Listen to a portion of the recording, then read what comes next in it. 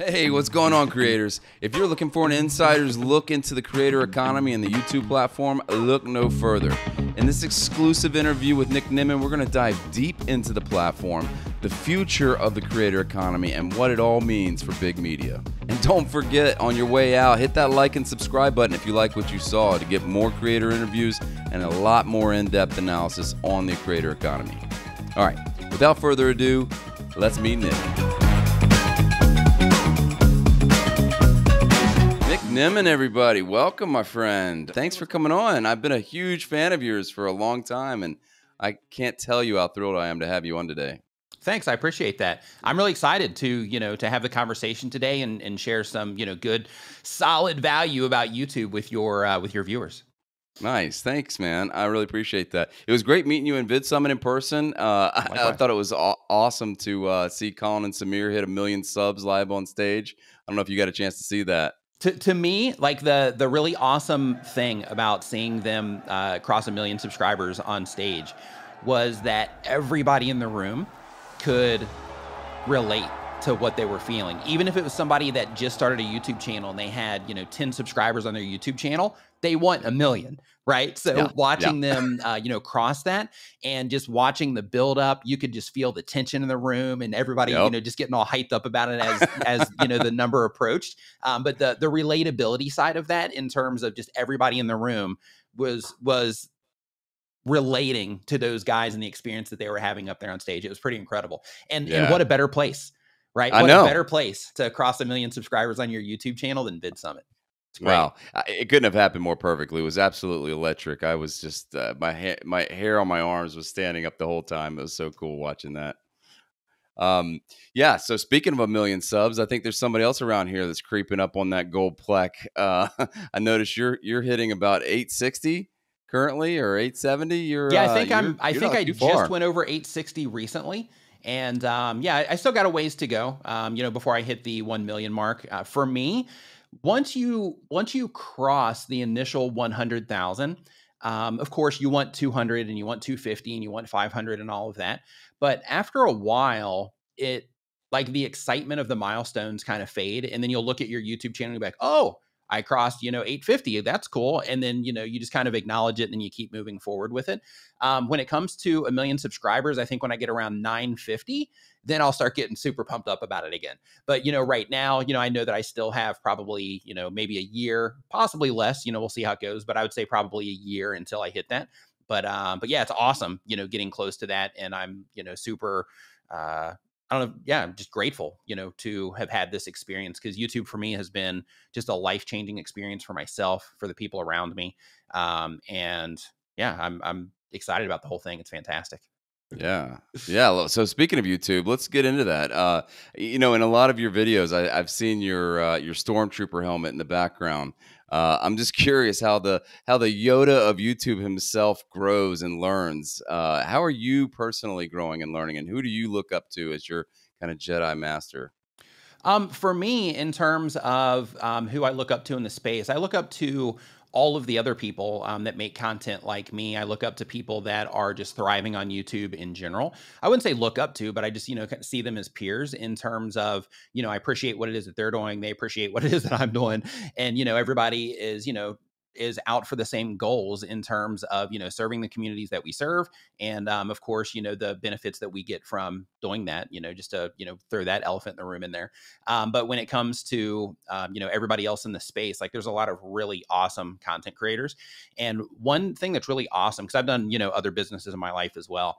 And one thing that's really awesome about the content creator community, as you know already, is that everybody's just really open and inviting and warm, and you can reach out to anybody at any time, and everybody's just really cool, and everybody, is well intentioned, and people aren't, shady about anything, and everybody's just cool. And not just in the YouTube help space, but just content creators in general. I haven't met that I can, recall. I haven't met a content creator yet in my 8 years of doing YouTube that I've been like, oh, that person seems, kind of abrasive, or, they just don't seem like somebody I'd want to hang out with. Like everybody, it seems, that is in the content creation space is just really cool. Yeah, absolutely. I've found that to be true myself. It's just been, doing these interviews and going to Vid Summit and collaborating with people has just been a a really wonderful thing. And I want to talk a little bit about competition. That was something I'm just going to jump straight to it. It was something I had later in my line, but um, I've heard about people competing in YouTube and competing in a space, competing in a channel. I'm curious how you perceive that. Do you see competition in a particular channel, genre, or subgenre, kind of a zero sum game where there's winners and losers? Or do you see it more? Do you think that creators kind of see like there's plenty of pie to go around or somewhere in between?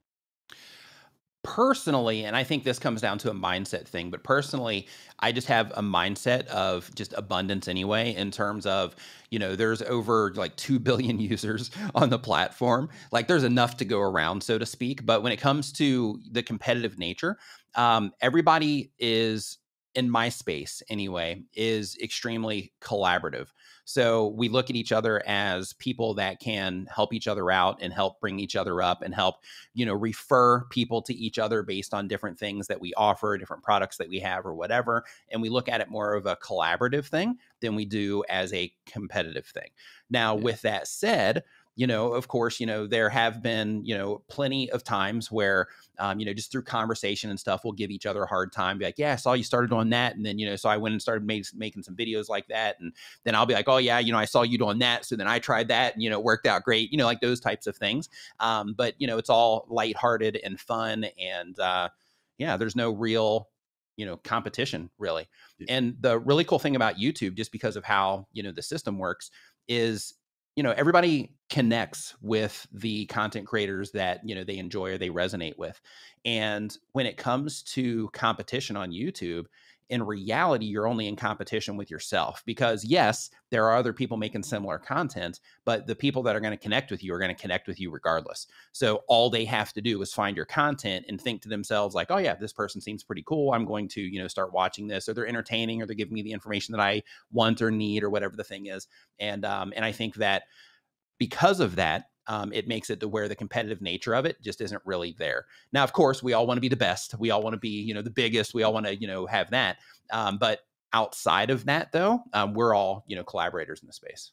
Yeah, it's not exactly like McDonald's and Burger King. Right. It's not a cutthroat space. It seems like it's just different. It stands apart from the traditional sort of and maybe it's where we are in time. Maybe it's, something that as things progress, it'll get to be more like the traditional media business where it's a little more cutthroat, but I love this time right now where it does feel very collaborative and a good space to enter for Yeah, new it's a fantastic YouTubers. time to be a part of it.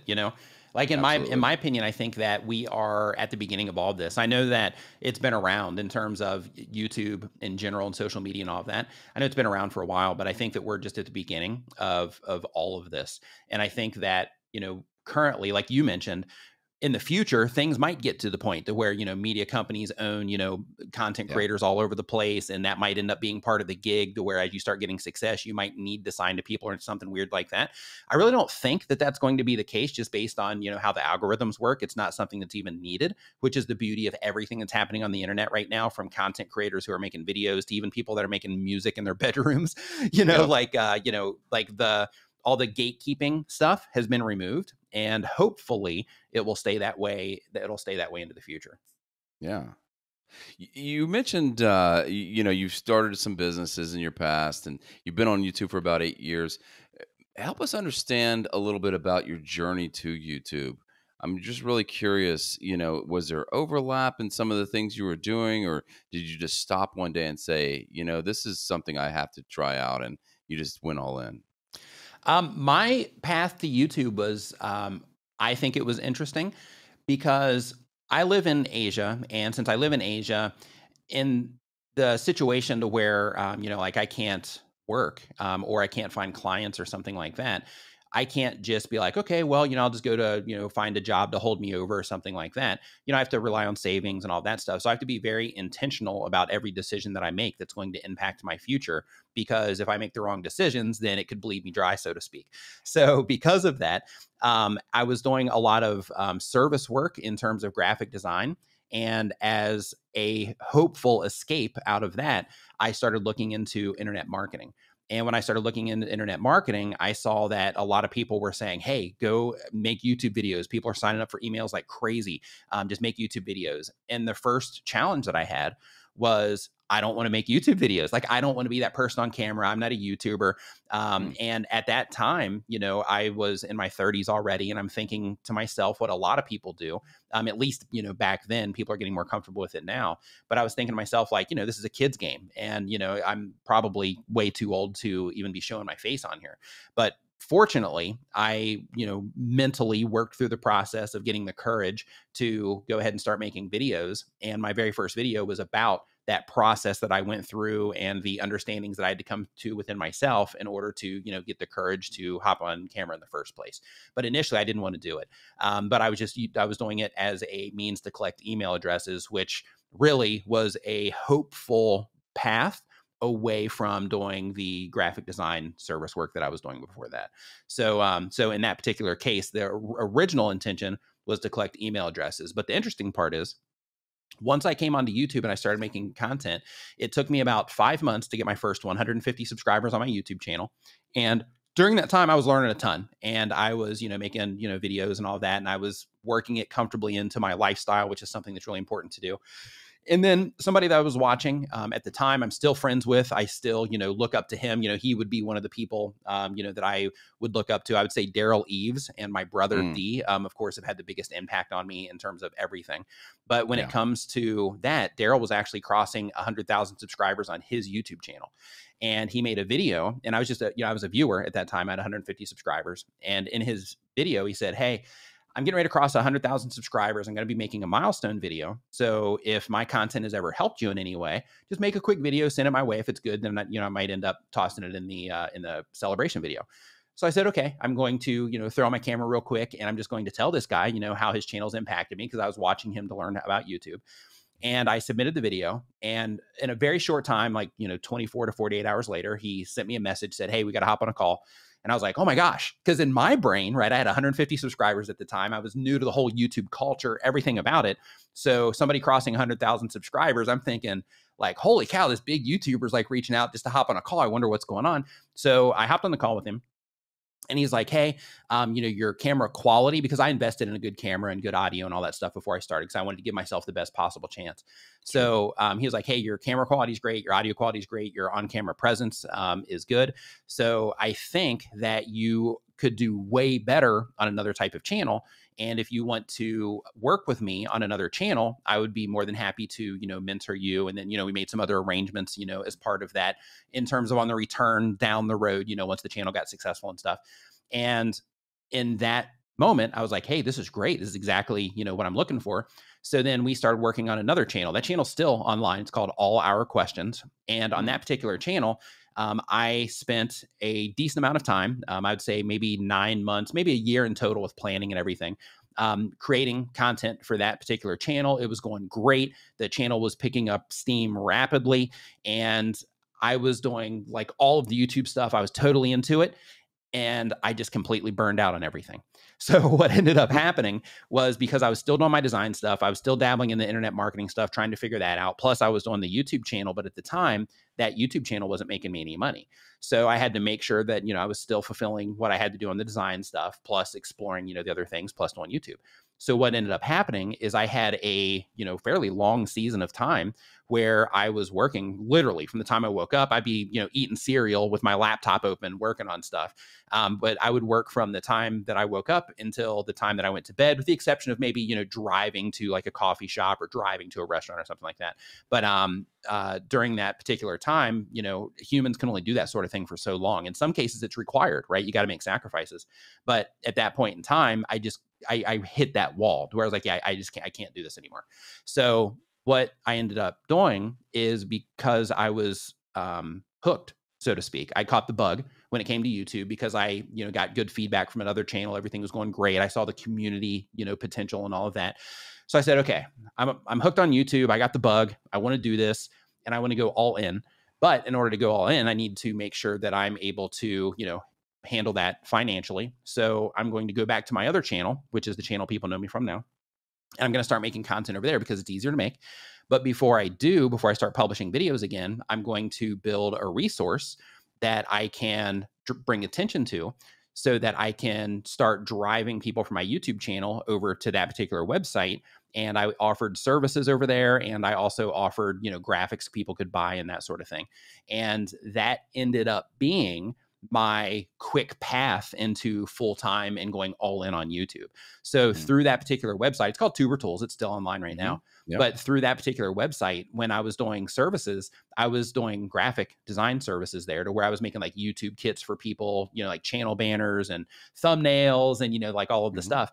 And it was a pretty good gig, but all I did was replace the design service that I was doing on the other side, just for the general public, to now I'm just focused on YouTube content creators, which was great from the perspective of networking and getting to know, everything about, YouTube, and, talking with all these other content creators and kind of embedding myself in the space that way.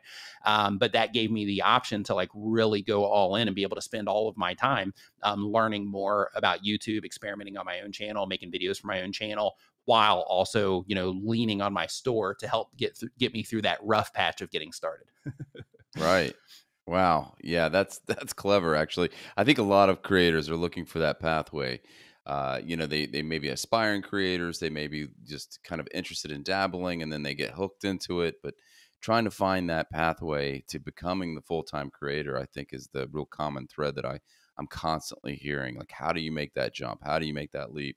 And that's a fascinating story to get somebody there. Yeah, I can see that. it's tough and it's scary too, because when it comes to doing anything on your own, if you're starting your own business, if you're starting a YouTube channel, because that will end up turning into a business if you're successful at it. But when you're starting anything on your own like that, it's always scary, it's always intimidating, and it also comes with a learning curve. And I think that is the hardest part, is when it comes to success in anything, but also YouTube. You have to make sure that if you want to go full time quickly, that you are learning the things that you need to learn, so that you can get things together in terms of things that you can monetize outside of just your YouTube channel. So for example, learning how to, look for different programs for affiliate marketing, learning what affiliate marketing even is, learning how to build a WordPress website if you need to, learning how to register a domain and point that to your website, like all of these little details that, people have to go through in terms of the learning curve in order to give themselves, the best shot. But I think that that learning curve is kind of the filter. And that Mm. filter is based on, and the people that make it through it, is based on what it is that you're willing to learn and the time that you're willing to spend learning those things, and how beat up you're willing to get while you're going through the process of learning. Because every aspect of it is complicated. There's tons of nuance in it. It's easy for people to say like, hey, just make a good video, make good thumbnails, build a website, send people to it. Like, it's easy to say that. But in Mm. reality, there's a lot of steps and a lot of moving parts involved in all aspects of all of that. And because of that, some people will be like, hey, I'm not going to do the website because it just seems too complicated. So I'm limiting myself there. And that will be part of the filter that eats them up. And if they go ahead and start practicing that sort of thing, to where it's like, hey, I'm just going to shut that down because it looks complicated, then they're going to have a heck of a time once they dig into their YouTube analytics and start trying to figure out what's going on in their channels. Right. And then because Yep. of that, they won't dig in and they won't understand what people are responding to. And they'll just keep their head down and keep making content that might send them in a direction that they don't even want to go. So because of that, all of the different things that you learn along the way, or that you're, willing to go through, I should say, in learning, all of those things are kind of like a filter that, Mhm. that if you can make it through that filter and you can Yep. learn all of those, basic things that you need, you can really thrive in a major way, and you can make, tons of money in a very short amount of time, using social media. Yeah, yeah, absolutely. So speaking of that, speaking of sort of the complexity that there is out there and facing, that these content creators face when it comes to YouTube in particular. I know you help people beyond YouTube. Your scope is larger than YouTube, but you have a heavy focus on YouTube, and you seem to have really kind of gone all in that on that platform. I'm curious, now that you've reached a certain, you're almost at 1 million subs. Every content creator that I've ever talked to knows your name and has watched your content. Um, do you have a direct bat line to YouTube? I mean, do you have you been talking to their product managers? Do they reach out to you for input on in Yes. terms of Yeah. So I analytics have or a whatever? partner manager as part of my YouTube channel. So anytime I have a question or somebody asks me something in a live stream and I don't know the answer to it, then I can, take a note of that, or I can find it, later. One of my moderators will write it down for me. And then I can just send an email to my partner manager to get clarity there. In addition to that, just through, because of the type of content that I make, plus, the size of the channel, all of those things combined, I've also got, a nice handful of email addresses of, different Mhm. people I've been in contact with, on YouTube. I've got people that I do like briefings with in terms of, just kind of keeping me up to date on, like all the changes that they're making right now, and to make sure that through all of these changes and all these updates that YouTube is making, that the right information is getting out for people. Because, like if you are just seeing everything happen from, just the outside, and you're just getting all your information from information that's already been published, then you might, interpret that in, a wrong way or something like that. But through the briefings that I get, it's like, hey, this is how it's working. Currently, people are talking about it this way, but it's actually, working like this, and so on. So it just helps keep my compass pointed in the right direction in Mhm. terms of the information that I'm sharing with others. At what point do you obtain that kind of relationship with a partner manager? So you can get a partner manager relatively early if you're doing a lot of views. So in my particular case, because my type of content, I don't get crushed with like millions and millions of views per video. So because of that, it took me a while to get a partner manager. I didn't get a dedicated partner manager until about 2 years ago. Maybe right before that, but right around, I would say, the 2 year mark is when I got my partner manager. Mhm. But before that, I also had, different opportunities in terms of talking to people that work at YouTube at conferences and, like that sort of thing. But in Mhm. terms of those direct emails, like, hey, what's this? Or could you add some clarity to this? Or, hey, I got a question that I was thinking about before I went to bed last night. Can you help me, kind of uncover this? That type of information has been coming at me for about 2 years now. Awesome. So in those insights, what would you say are some of the biggest things that are, coming out of YouTube in the next year? Over the next year, they are going to be doing a ton with shorts. They're going to be doing a lot with podcasting. They're going to be doing a lot with live streaming. So they're already, like, right now, like they're rolling out YouTube handles so that it's kind of modernizing the platform in Mhm. terms of, like if you hop on Twitter, when you first set up your Twitter account, you can grab your Twitter handle where people can at you, wherever it is that you're, on the platform. Any conversation that's happening, somebody can pull you into it through that at.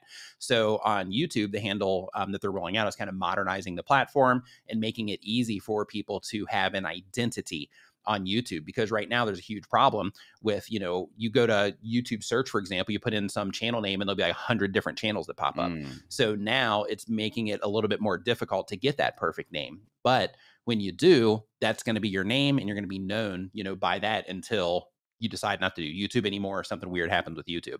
But in terms of, all the different stuff they're rolling out, they are also in the process right now. I mean, they've already deployed this, but they just started connecting within the algorithm, which they weren't doing this before, short content with long content. So Yep. when they first released shorts about, I don't know, say roughly a year and a half, 2 years ago, when they first released those, what happened is as people were interacting with your shorts, there wasn't any real connection to your YouTube channel in terms of their viewer history.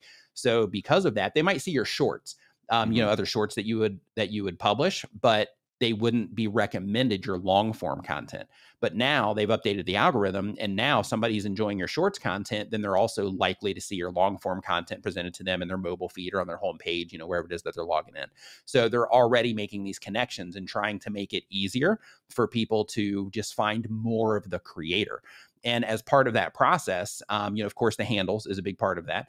But they've also just redesigned the platform as Yeah. well. So, you might have noticed on your YouTube right now, if you go to somebody's homepage, they just separated video content from live content from shorts content. So now in the top navigation, you can more easily find as a viewer what it is that you care about as well. So they're making all of these little changes that are just helping the viewers find more from the creators of the type of content that they want to watch. And another part of this is the actual flow of how viewers are interacting with the content. So for example, if you're watching a short and then you click into a channel from there, then what you're going to see is you're going to see shorts on that channel, but you'll still see the subscribe button, the membership button, those types of things, the channel art, all of that. But if you go in from a live stream, then you're going to go into more of that content. If you go in from a video, then you're going to go into more of that content. So, so it's really awesome that they are just kind of funneling people in to the stuff that they, care about the most, while at the same time trying to get them involved with the creator at a deeper level to create more of those parasocial relationships that keep people coming back to YouTube all the time. Yeah. Yeah. Shorts are really a kind of a fascinating evolution in the last 2 or 3 years. I mean, TikTok, we saw Musically and Vine kind of kick it off, but then TikTok just took everything over and took everybody by surprise in terms of how massively it could be adopted. And I think YouTube's playing a little bit of catch up game, but Absolutely. they're such a massive entity. They're the biggest search engine and the second biggest search engine on the planet.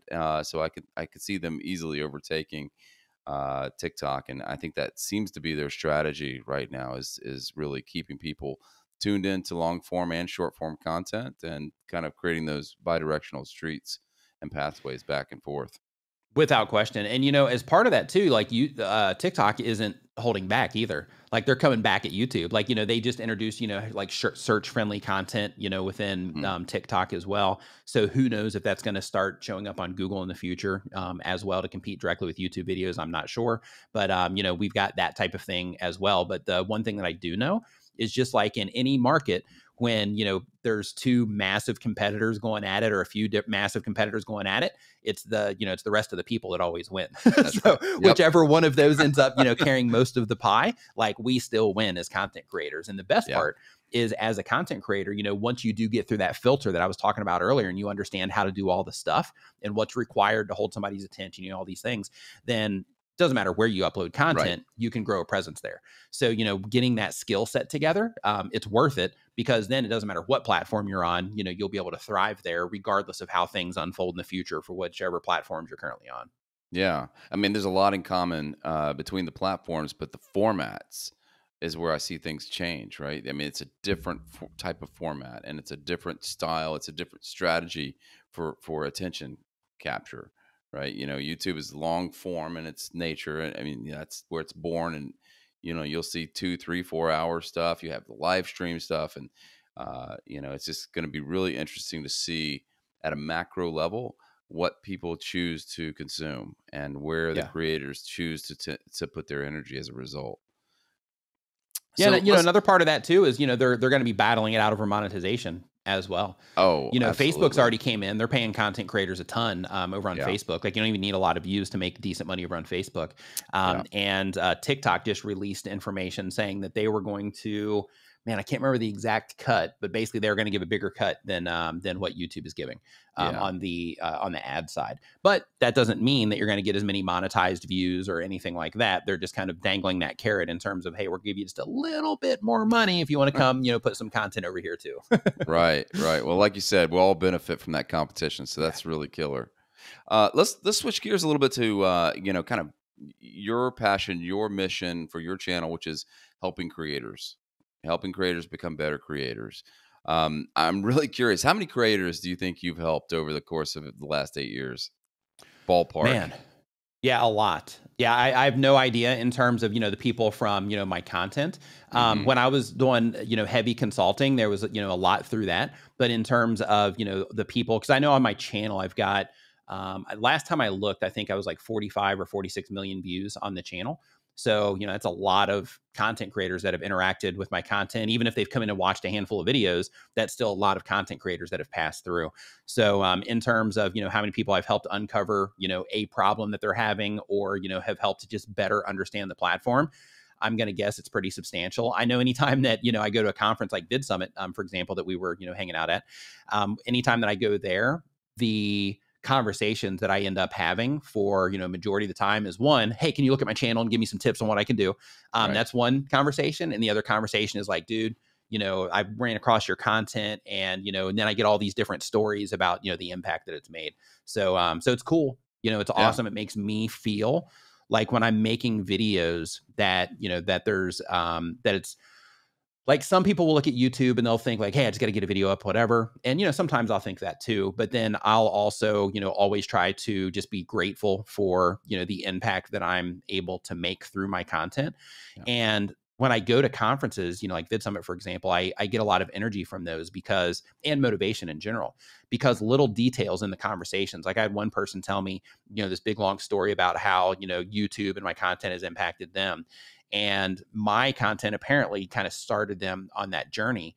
And one of the things they mentioned, and they were very specific about this, and I'm not sure why, but one of the things they mentioned was they said, because you chose to upload a video that day instead of do something else, I saw that video and then I started, kind of taking the advice and started, doing some of the stuff on my channel, blah, blah, blah. And then they told me the rest of the story.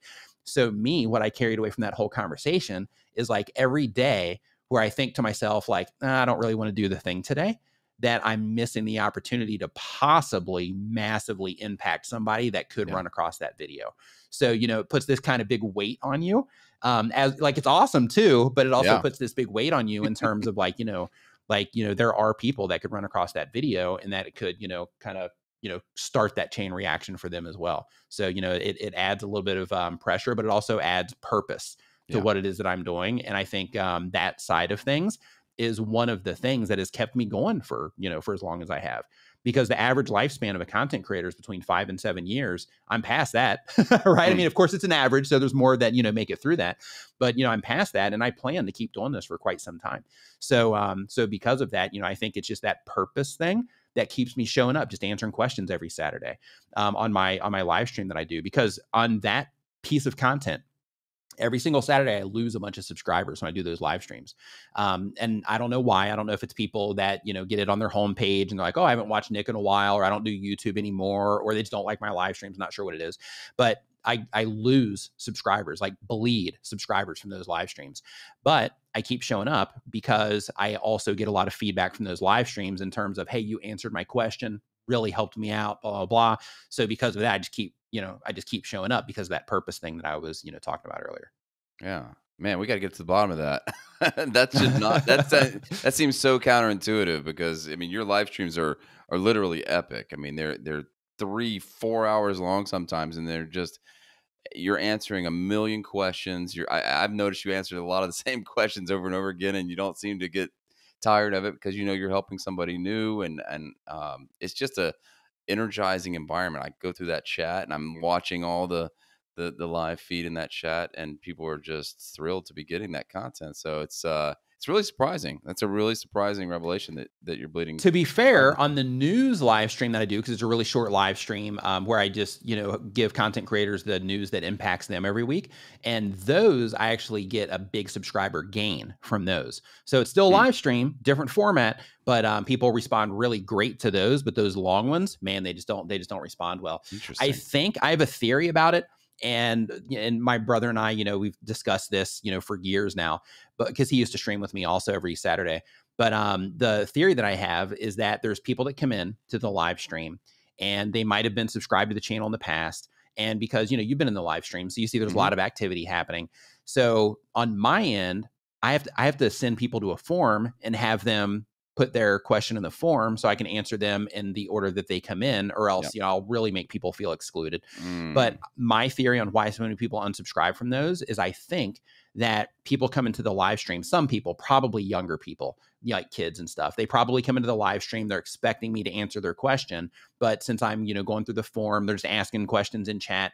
And because I don't, stop everything that I'm doing and say like, oh, hey, here's another question, let's answer their question. Right. I'm guessing that, maybe they just don't feel like, or maybe they feel like I'm ignoring them, or, something like that. And they might unsubscribe for that reason. I'm not sure, but that's just kind of the theory that I have, because that's the only thing that really makes sense. Like if you're a content creator, like there's, like the value that you'll get out of one of my live streams is crazy. So like coming into that and thinking to yourself like, oh, I'm going to unsubscribe from this, like it doesn't really make any sense to me, but people definitely do for whatever reason. Yeah, that makes a lot of sense. Actually, I that's something I think everyone should consider in their live streams, is how do you mitigate that, and how do you make it not feel like it's pay for play or favoritism, or because it chaps a little bit. You ask a question and it gets skipped over, and you're like, hey, what about me, man? Right. I could totally see that. That's something to maybe there's a solution there, some sort of like, hey, if I didn't get to your question, blah blah blah, but Yeah, I try, man. Like that's what I do the form for. So basically, my flow for that is I have, the stream. I set that up, and then before I actually publish the stream, I clear my form every week, and I use a Google form, and then I send people to that form. I have moderators posting it in chat, plus I have a link in the description, so it's really easy. It's in everybody's face. And I say it, hey, if you want to get your question answered, there's a form down in the description, blah blah blah, and I say that throughout the live stream, but of course, there's people that, will come yeah, in. And this is why I'm thinking that it's kids, right? Because, yeah, mature people, they get it. They understand what's going on. They yeah, understand there's a lot of, stuff going on, a lot of moving parts while I'm right, sitting there talking. sure. So, Plus I it's think they free. get it. But in terms of, like younger people that, maybe, want that, attention, or they want to have their channel mentioned by, like a big YouTuber or something like that. Or maybe they're just in here and they just have something they're trying to uncover. And they're like, hey, this guy's supposed to be helping people and he's not helping me out at all. So, what's going on here, right? Yeah. So, yeah, just a theory. No, that's a great theory. I'm glad you're that's kind of the fun part about being a creator is seeing problems, having theories, experimenting, seeing what works, seeing what doesn't work, just pivoting and having that ability is a really fascinating dynamic in this whole space. Um, so let's talk about the creators you have helped. It's still a very fascinating subject to me.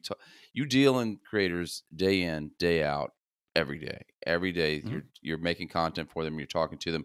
I'm curious if you've started to talk about any collaborations with like YouTuber or creator talent agencies, or thought about an incubation program. I mean, I'm sure you're seeing some amazing talent, and these people are struggling. They're looking to you for tips, but there's also these amazing incubators and creator labs and creator houses and creator agencies. Are you making connections for them, or is that something that you're interested in doing? What I typically do in those cases is I will typically just send people to somebody that I know has something that will actually help them. So, like my Twitter DMs, Instagram DMs, emails, like I get crushed all the time with people Yeah. looking for like consulting and things like that. So my response is typically, what are you actually trying to do with your YouTube channel? Like what's the goal? And then based on what it is they tell me, then I'll connect them with somebody else that I know that can help them. In terms of, like groups and things like that, there's all kinds of free resources that people can be a part of right now Yeah. on the internet if they just want to go and participate. So, for example, like Brian G. Johnson has a Facebook group called Tube Ritual. That you can find, on Facebook, obviously, because it's a Facebook group. But that group extremely helpful in terms of people, posting questions and things. And the whole community comes together to help people out. And it's not a place where people are spamming each other, dropping links to their videos, anything like that. Yeah. It's like, YouTubers that are trying to figure this stuff out. And people that have went through the process and figured it out, they're in there helping content creators that are still trying to figure it out also. Dare Leaves also has one called Video Makers and Marketers. Yep. Same exact thing happening over there, to where that one's typically more experienced people, but new content creators over there are over there as well, where, people that, have experience, they know the stuff. There's several, in Brian's group and Daryl's group, there's several, like multiple gold play button content creators in there that'll just go in and like help people out. So, yeah, in terms of, resources for learning, I recommend everybody goes that route first. Sure. And when it comes to agencies and working with management and those sorts of things, there is a time and place for that, but most content creators don't fall into that category. Right. Like if you're somebody that is doing entertainment content or content, that is reaching more of a broad audience where you're just getting crushed with views and you just can't handle what's happening because there's so much coming your way in terms of opportunities. Brands are reaching out. You're just getting, hundreds of emails per day with brands wanting to work with you in some capacity. And, you're having trouble managing the channel and interacting with your communities and all that stuff because there's just so much going on. That's where you start reaching out for that kind of help, because then at that point in time, you actually need the help then, versus like, hey, I'm just going to kind of offload this stuff to somebody and give them a cut of all of my hard work. You're actually working against yourself, in my opinion, in that capacity, when you can just hop into a Facebook group and say, hey, how do you guys get through all these comments? And then people come in and they'll give you tips like, hey, I use this app called Canned on my phone. And basically I can put all these canned responses to all these questions people ask. And then I just go there and I just hit the buttons really fast. And, people will use that. Or I use a tool like Tube Spanner where it'll do that on my computer. So then that way I can be on my computer, I can use their comment magic tool, and it will just go ahead and just start, adding the comment. I just hit go, go, go, go, go. And then I might make some changes here and there, and you can burn through your comments that way. Just little details like that is something that you don't need to give up, money for. Now, when it comes to other problems in terms of, because there's the management side of things, but then there's also the like, how do I keep this whole thing moving forward side of things? What will happen with a lot of content creators is they will, have their rise, and then they'll kind of plateau, and they don't know how to get past that plateau. So in that case, that's where I recommend that you do reach out to, somebody that does one-on-one consulting, like Roberto Blake or Daryl Eves, somebody like that. And you leverage one of them to help you, get over that threshold. Because in that particular case, like when you hit that ceiling and you're doing everything that's in your wheelhouse that you know how to do, that's where you kind of need that extra hand from somebody that has more experience that can say, with other, with a lot of different content creators, where you can say, okay, like, let me look at your channel, let me see what it is that you're doing. And they'll be able to see very clear glaring holes in what it is that you're doing, because they're not, in the forest, so to speak. Right. I personally got an absolute ton out of Vid Summit. Yeah. And while I was at Vid Summit, I was recommended to join the Creator Now Challenge and Bootcamp, which I'm 2 weeks into. Those two things alone have jump-started my energy and my creative processes, and pushed me through some of these stopping points that I have hit.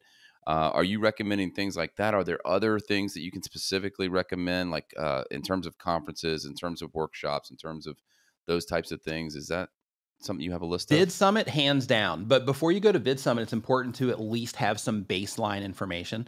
So, like for example, in my live streams from time to time, because, I have a ton of new content creators that are in there.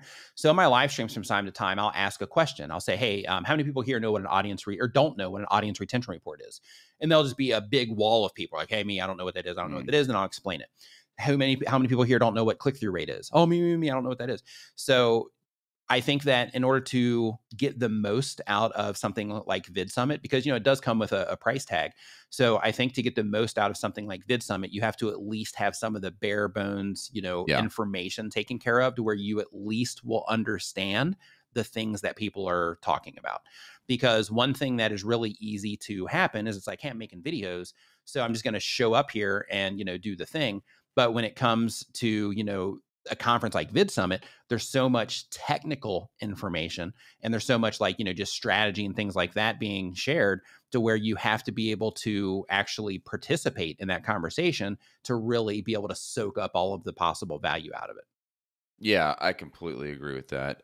Creator Now is also another, that, and Daryl Eves also has an even bigger Channel Jumpstart, yeah. Channel Jumpstart, which is another big I can think of it as kind of a boot camp, right? That takes you through the beginning and end of a process. And what I found more important than the information is the networking, the connections, the people. Having a Discord channel, having a server set up to where you can you have those communications or those direct emails and phone numbers, and you can just ask those kind of basic questions. And sure, they're going to point you to oh, you need to go to YouTube Academy or whatever to just go through the basics here. I'm not going to answer this most simplest things here. You need to at least do your own homework.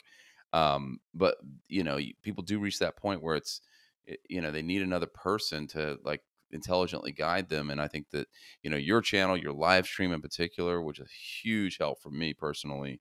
And those types of creator boot camps and workshops are absolutely amazing.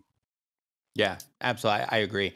There's, also within like the YouTube help community, like a lot of us also have like channel memberships and stuff like that. We have groups attached to those where, people can come in, ask their questions, do all of that stuff. But I think that when it comes to a content creator that knows through the data that they're making good content, but they just can't, from a strategy perspective, they can't figure out how to kind of break through. I think that's where going into some type of paid course is definitely the right path, in terms of a course that can help you with that, or just a one-on-one consult with somebody. Because like for example, if you have a one-on-one consult, like let's say with we'll just say like Ed from Film Booth, or like Patty Galloway, or Sure. Daryl Eves as an example. Yeah. Then in that particular case, you're going to walk away from that call with a list of things that you need to do, and a list of things that you got to consider with every video, a bunch of homework in terms of like, okay, hey, you need to better understand your audience. So you need to start doing this type of research to understand your audience, those types of things. So I think that if you do know that you're doing all the right things, first, be patient, because sometimes it can just take time, and that's the only thing. But outside of that, if you want to accelerate things, it's always advantageous. It doesn't matter what field you're in. It doesn't matter what it is that you're trying to do. If you are leveraging the experience of other people, that always shortcuts things 100% of the time. Yeah. So as long as you're willing to, do the work, and as long as you understand the language in terms of like when they're talking to you, you understand what they're talking about. Then in that case, then just reaching out for that kind of help, I think, is also great. But, the big win, I think, also, in addition to, the access to, the experienced person, another big advantage, I think, of programs like Channel Jumpstart. I'm not familiar with Creator Now, but I'm going to guess that, they have a similar thing in terms of the group. So the big advantage to those, in my opinion, is that you have other people that are also doing the thing that you're doing that you can interact with. Because for a lot of content creators, this is a solo experience. They might be the only person in their life that is doing YouTube or social media.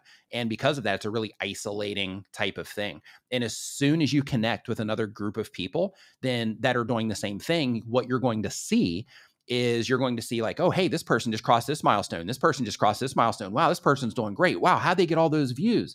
And then you can start talking to them. Hey, hey, what did you do different? What did you learn over here? What do you think, caused people to respond to that video better? And, those types of things.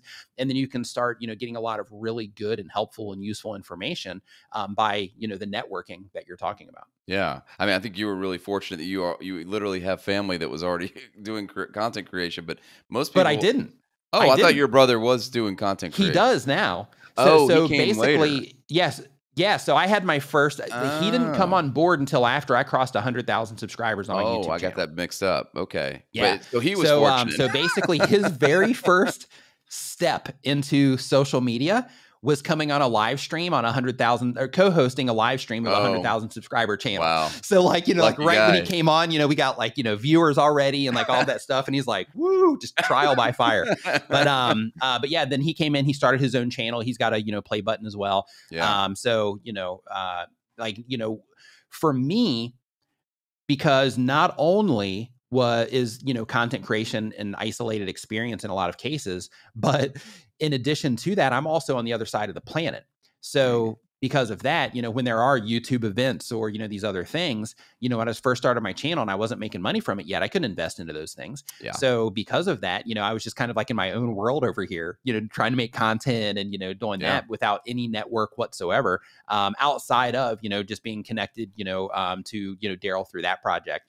But like the, just day-to-day stuff in terms of, just having general conversations with another content creator about like, oh man, this person's in here trolling my comments like crazy, or like, just all the little, all the little detail stuff that you talk about. Right. As soon as he came on, my brother, as soon as he came on to YouTube and started making content, for me, that was like, oh my God, this is amazing. Like now I've got, somebody to talk to, but it's not just somebody to talk to. It's like also my brother. Right. So, so it just kind of leveled up the, the impact that had in terms of him, coming on and doing the same thing. Yeah. I mean, that's the exact same effect that Vid Summit had for me. I mean, I feel like I'm on an island, I'm not in LA. I don't have influencers and creators falling from trees.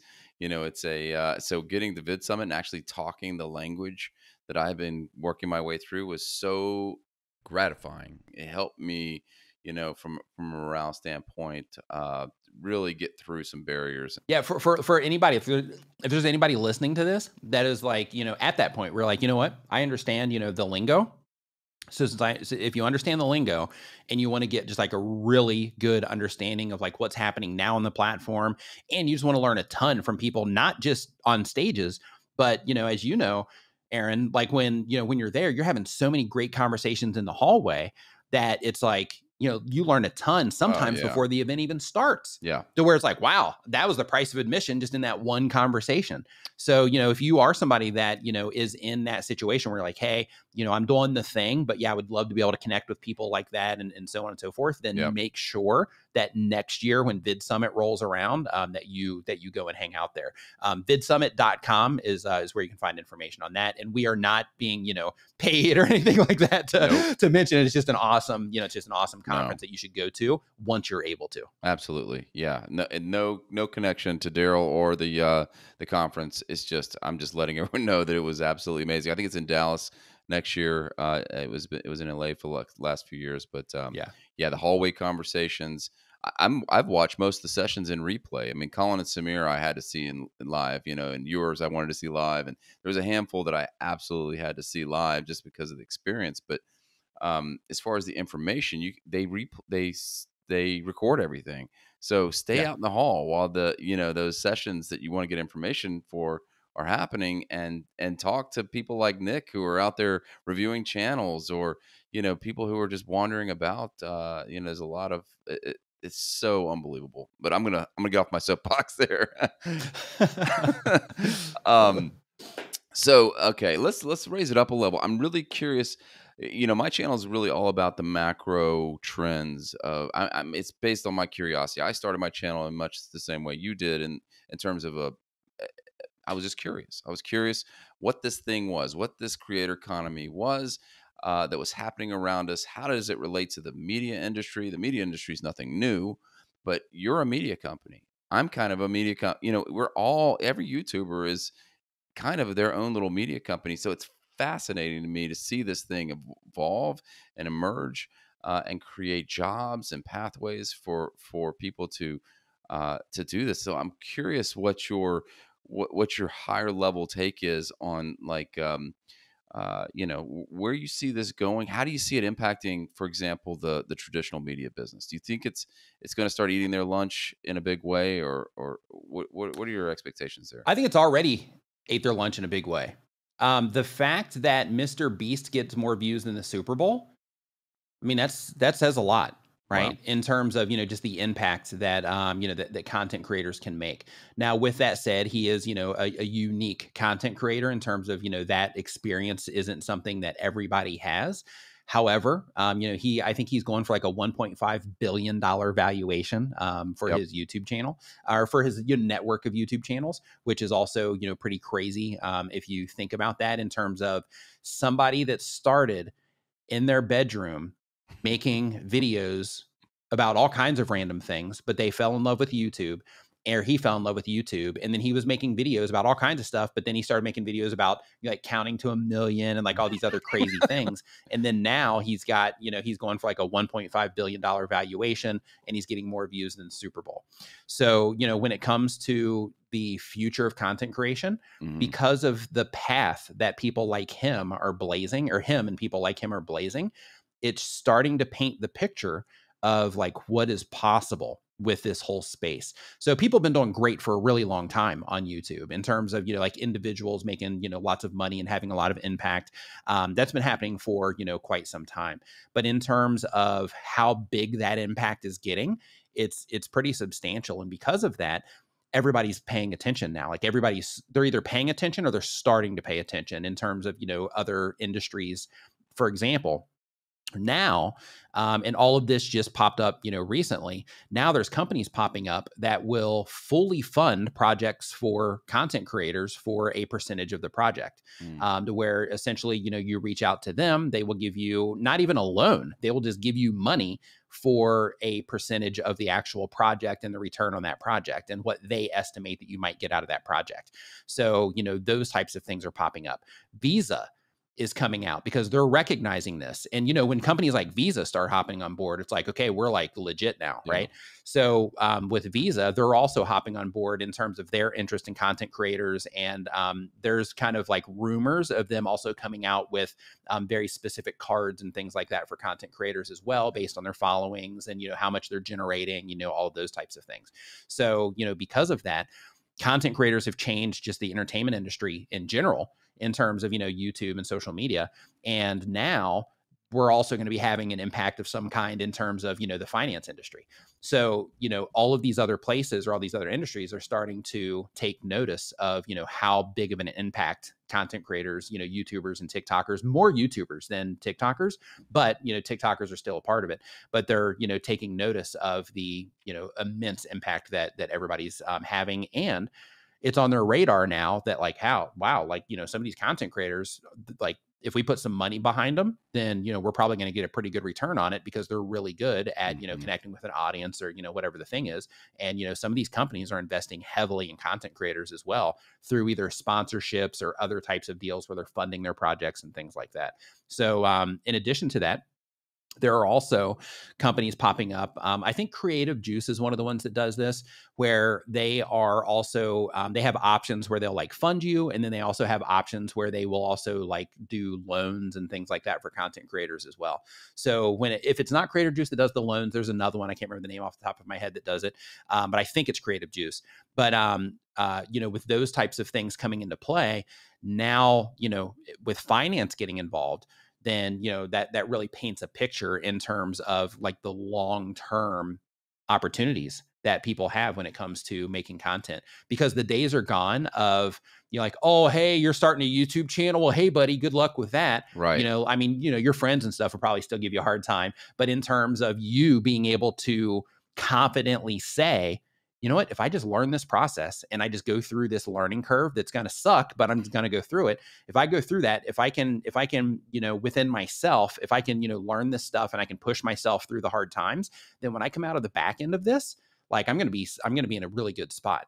Like, if you can, rest on that within yourself, then, the future is extremely bright, in my opinion, when it comes to, everything that's happening online, as it relates to online video, live streaming, short form, long form, all of it. It's interesting to see where the money goes, right? That's one aspect to me is, what gets financed. It really shows who's taking something seriously, especially when you start to look at the magnitude of the dollars. What it will also be interesting, and I'm curious if you've seen any of this or signs of this potentially happening. There's big studios out there. There's big directors out there. There's big actors out there.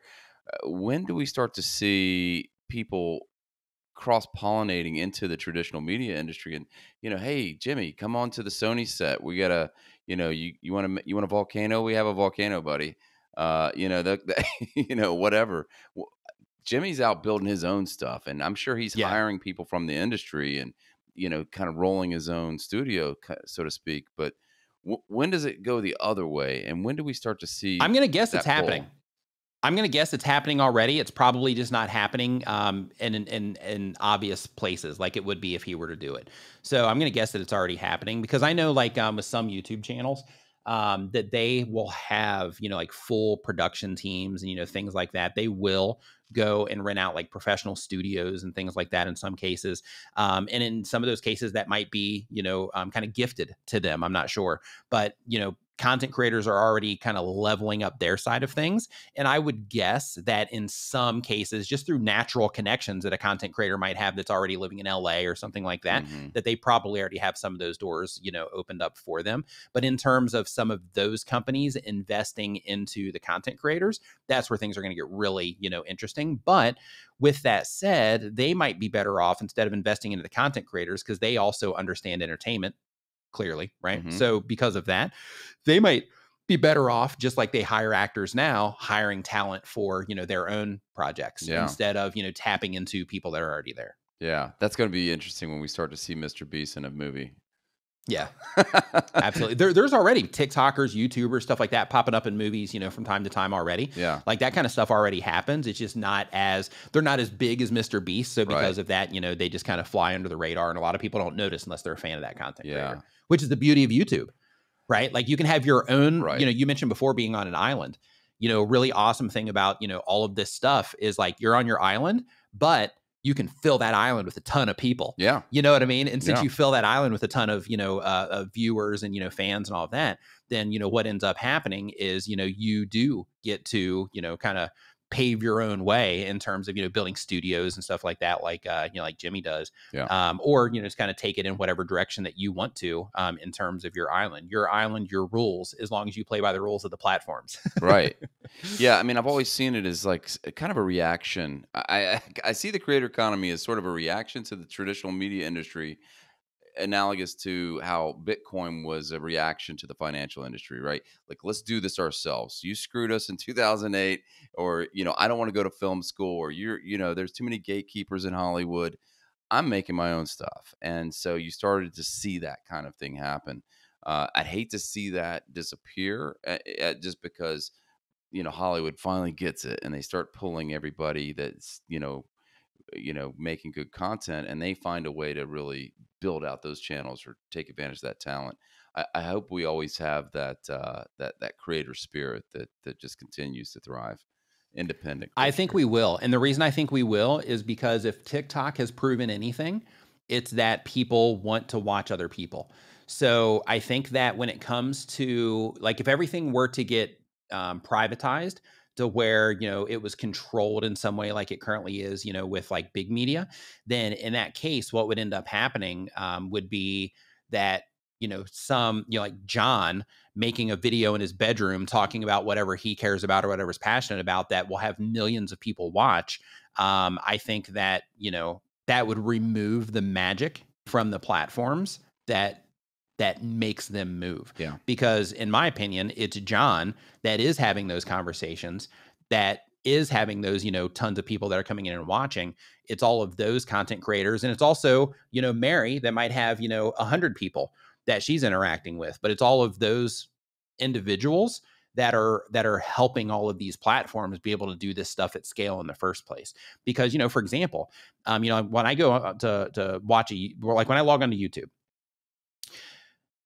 there are millions of content creators or hundreds of thousands of content creators that are on the platform that I won't ever even see.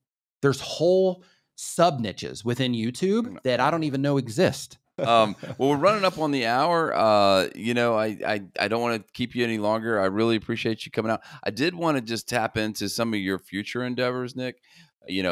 Where's your channel heading? What kind of projects do you have in the pipeline? Where do you see the future of your stuff going? And do you have anything that people should be aware of? Right now, just trying to, continue to add value, and hopefully, with every piece of content that I make, that I'll impact at least one content creator in some way. So as part of that, I've just recently started doing a weekly news show to where I share news that impacts content creators. I just started doing a monetization live stream as well, to where I do monetization channel reviews, because, there's a lot of channels right now that do channel reviews. We actually started doing them, back in the day, but now everybody does them. But since everybody else is doing them, I'm like, what can I do that is, a little bit more unique than what everybody else is doing? Because that's how you stay ahead of the curve, right? So, so because of that, I was like, hey, let's start looking at people's channels and start, helping them understand different ways that they could monetize what they're doing as well. Because, part of this whole thing is you got to be able to fund it. If you want to, if you want to go to Vid Summit, it's going to cost money. So you might as well be making that money from your YouTube channel, which would be the, whole reason that you're going to Vid Summit in the first place. Well, if you want when it comes to buying gear, everything, all of it. So you got to learn how to make money from it. So I just started that. But for the, channel, just continuing moving forward with, just adding as much value as I can to content creators. But I also got some other stuff going on. Like we started a free music service for YouTube content creators called Creator Mix. You can find that at creatormix.com. If you're a live streamer, you can stream it in the background or whatever. You don't have to worry about copyright problems. If you want to add it to your videos, you can just download them there. You can use it in your podcast. We don't care. And I do some advisory work for TubeBuddy. I do some advisory work for a tool called Tube Spanner, which has been around for a while, but they just kind of redid everything. And I'm making content for the YouTube channel as well. But when it comes to them, they are also a workflow tool. So, when it comes to like TubeBuddy, for example, they focus on like keywords and testing thumbnails and like those types of, very helpful things. Yep. what TubeSpanner is they're kind of filling in all the gaps that none of the other tools have. So within there, they've got like link and bio tools where you can promote, your recent content, social sharing built into the platform, that kind of stuff.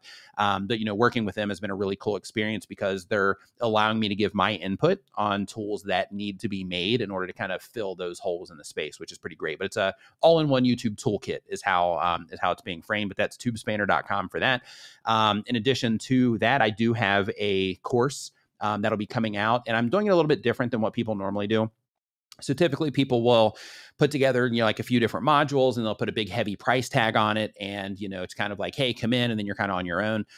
With mine, I'm actually breaking it down. I'm doing it through Uscreen. And through that, Uscreen's kind of set up to where you get to kind of make your own Netflix is kind of how the whole thing works. But it's based around the type of content that you make. So what I'm doing there is I'm creating Tuber School. And with Tuber School, there I'm going to be, there'll be content in there on how to do all of the stuff. So of course, there'll be something in there about, actually, growth strategies and all of that. But, before you get growth, you have to know how to do the stuff.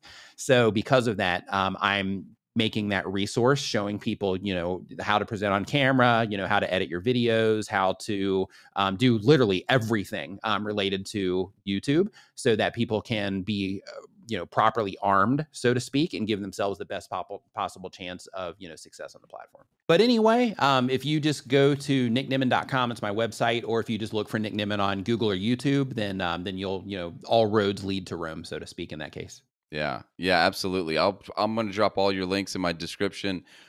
Please head over there. I mean, if you do nothing else, put Nick's live stream on Saturday mornings on your calendar, set a reminder, show up, have your questions ready, and you're not going to be disappointed. It's one of the best ways I think a creator can grow. So I thank you not only for coming on the show, Nick, but just for doing the things you do and for helping me and for helping so many, probably tens of millions of others, just become content creators and independent creators in general. So thanks a lot, man. I really appreciate you coming on today. My pleasure, Aaron. Thanks for having me on, man. I really appreciate it. I was actually looking forward to our conversation. Like after we met at Vid Summit, I was like, sweet. Yeah. Looking forward to our conversation today. So thank you for having me on and for taking your time. Of course. And I look forward to seeing you in person again, hopefully at Vid Summit in Dallas. I'll see you there. All right, buddy. Take care.